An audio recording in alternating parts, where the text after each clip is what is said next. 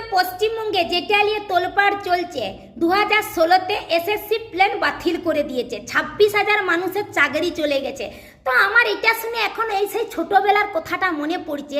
ছোটোবেলায় যখন আমরা প্রাইভেট পড়তাম, তো একদিন কি হয়েছিল, সকালবেলাতে প্রাইভেট গেছি আর রাত্রেবেলায় একটা ছা ফুলকপি মূলার ঝোল ঘেটে ঘেটে খেয়েছে, দিয়ে সকালবেলা এসে ভং করে পেতে দিয়েছে টিউশনে।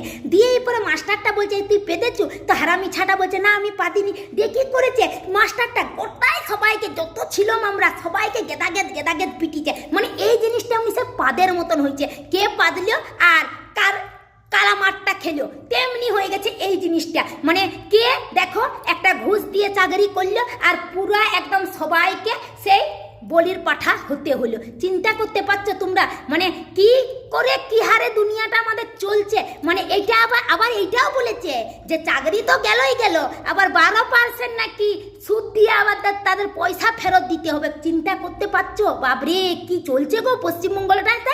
আর এইটা ভাবছে নি যে যারা ভুলটা করলো নি তাদেরকে তো একটু দেখে শুনে করা উচিত, যে কে কেমন পরীক্ষার নম্বর কে কেমন পেয়েছিল, কে কেমন কি, সেগুলা কিছু দেখেনি। এখন বলছে ওগুলো আর দেখার টাইমই নাই। চিন্তা করতে পারছো কেমন কি দুনিয়াটা চলছে গো। আবার এইটা দেখেনি যে কার বাপ অসুস্থ আছে, কার ছেলে বউলিয়ে কে খেতে পাবেনি, সে সকল দেখার কোনো প্রয়োজনই মনে করেনি। কিছু বলার নাই গো পশ্চিমবঙ্গের সরকারকে।